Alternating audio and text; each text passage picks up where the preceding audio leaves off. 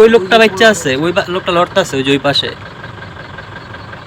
ঘটনাস্থল হলো 300 fit road আর নীলা মার্কেটের আগে এই জায়গাটার অবস্থান। এখানে বাইক অ্যাক্সিডেন্ট, গুরুতর অ্যাক্সিডেন্ট। এই যে বাদিকে হয়তো লোকটা বাচ্চা আছে, মেয়েটাও বাচ্চা আছে, হয়তো দুজনই লড়তেছে, কিন্তু বাচ্চা থাকবে না বেশিক্ষণ, হয়তো মারা যাবে। দেখেন অবস্থা খুবই সিরিয়াস, এই জন্য সামনে থেকে দেখানো যাবে না।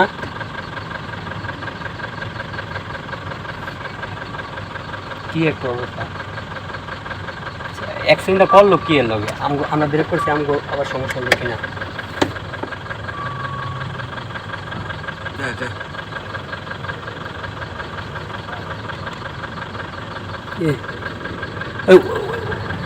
মানে এরা কি উল্টা সাইডটা যেতেছিল? না না, ওইটাও রাইট সাইড, ওটা হলো সরাসরি লেন। ওই পাশে ডান পাশে সরাসরি লেন, এই সরাসরি লেনে দুর্ঘটনাটা হয়েছে।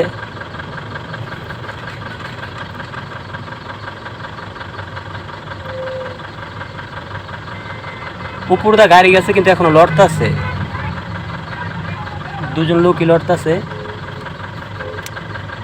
এখানে মোটরসাইকেলের সর্বোচ্চ গতি রাখছেন এরা 50-60, কিন্তু মোটরসাইকেল এখানে খুবই স্পিডে চলাচল করে, সেজন্য কিন্তু দুর্ঘটনার শিকার হয় প্রতিদিন বা প্রায় সপ্তাহে বেশিরভাগই দিনে এরকম সমস্যা হয়। কিন্তু লড়তাছে দুজন, আর ওই দুজন কামতাছে।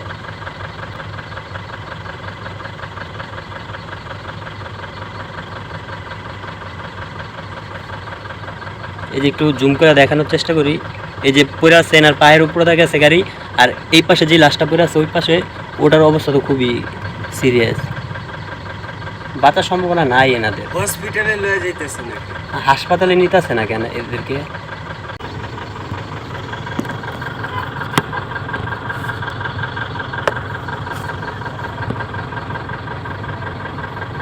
লোকজন ধইরা বাইকটা উঠানোর চেষ্টা করতেছে।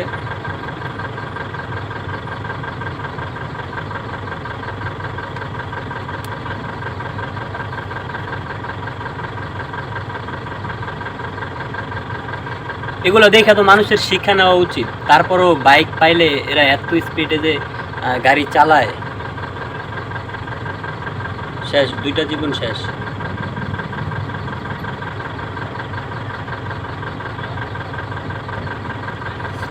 সামনের থেকে দেখতে গেলে কিন্তু আর অবস্থা খারাপ হয়ে যাবে, কি না? এরকম না, লোক মনে হয়েছে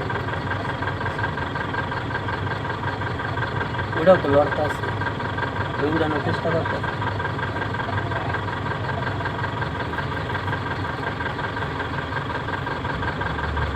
আমার মনে হয় কিছু মারে নাই, এরাই মনে হয় ফেল আরে পড়ে গেছে গা, স্লিপ টিলিপ খাইছে, গাড়ির চাক্কা উপরে তো যায় নাই। হ্যাঁ, মানে পয়রা অনেক দূর স্লিপ কাটছে। হ্যাঁ, এরকম নাকি বিষয়টা? এনে কেউ লোকে তো কথা কওয়ার পরিস্থিতি নেই, যদি কেউ কথা কইতে যায় আরো সমস্যা, এরকম না?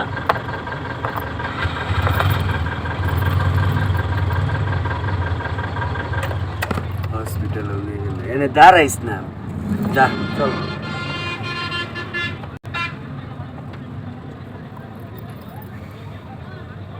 কোনো রকম হুশ আছে, বুঝছো? হুশ আছে আর কি, লড়তেছে, ঠিক আছে, হুশ আছে, কিন্তু পুরাপুরি আহত শরীর, আপনার কিন্তু লড়াইতে পারতেছে না।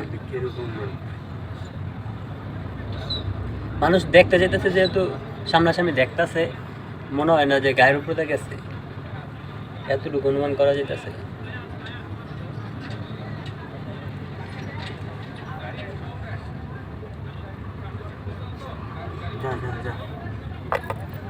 ও রাস্তা ওইটা বন্ধ করে দেবো এখন, পুলিশ আইছে। হ্যাঁ,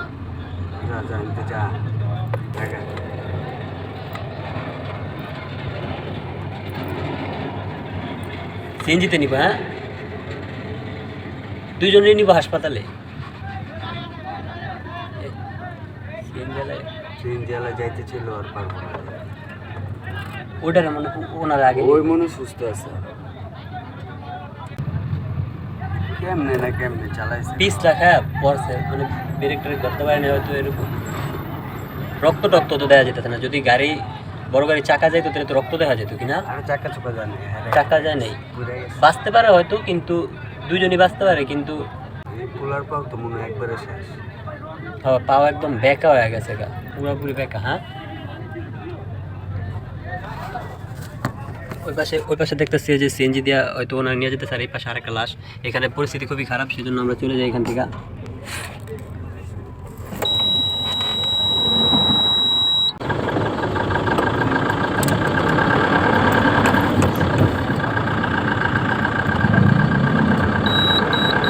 দেখ দেখ আর আফসোস কর, নিজে যাবো না কোথায় যাবো,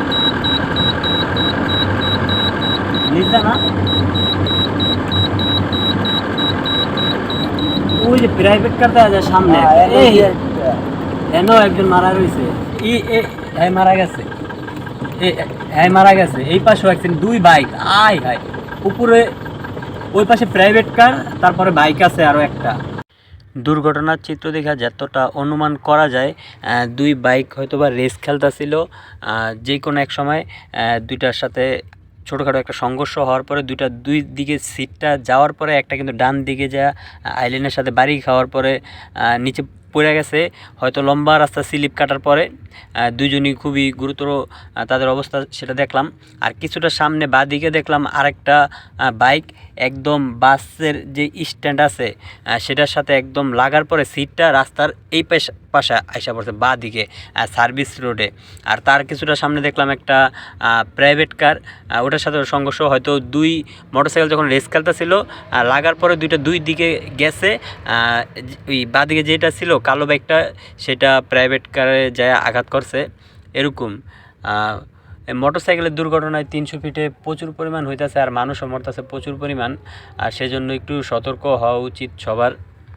একটা কথা মনে রাখতে হবে, ভুল দুর্ঘটনা একজনের আর শিক্ষা কিন্তু সবার, এখান থেকে শিক্ষা নেওয়া দরকার। আর বাইক এমন একটা গাড়ি যেটা কোনো রকম একটা দুর্ঘটনার শিকার হলে কিন্তু বাঁচা থাকার পার্সেন্টেজ 10%-এরও নিচে নেমে যায়। আর বাইক পাইলে তো অনেকে নিজেদেরকে ধুম 3 ছবির আমির খান ভাবতে শুরু করে।